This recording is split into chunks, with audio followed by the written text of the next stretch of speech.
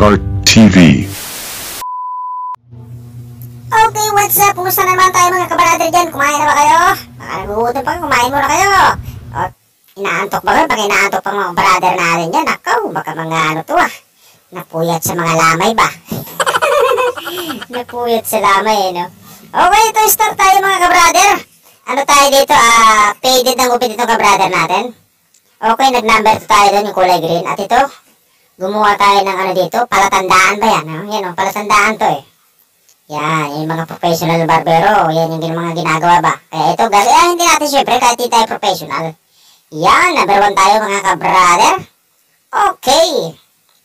Yan o, yung pinakakanto ng mga kabrother, tinatanggal yan, yan. Okay. O, yun yung next step natin mga kabrother. 0, halfway tayo. Yan, para matanggal natin yung mga kanto na to. Hanggang likod na to mga kabrother Kaya yung ganito na process kailangan nating tingnan ba mabuti para makuha natin kahit pa paano ba.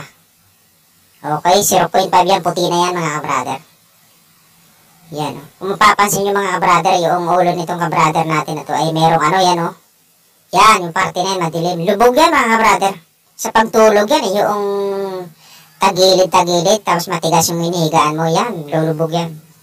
Yun, ahit na tayo mga kabrother, aangisan na natin itong kabrother natin. Aangisan talaga no?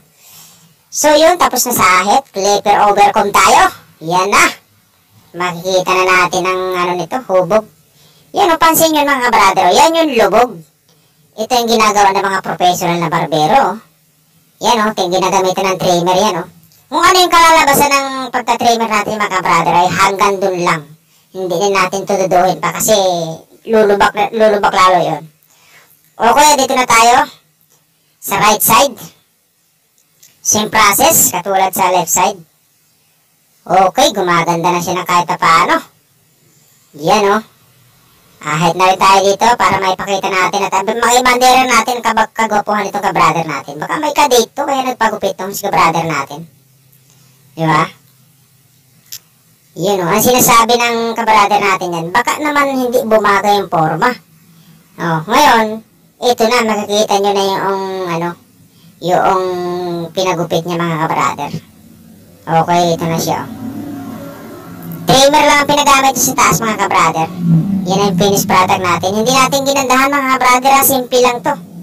Maraming salamat. Yung likod niya may ganyan, parang pula-pula. Ewan ko kung ano yun. Okay, God bless. Follow, subscribe. Babush.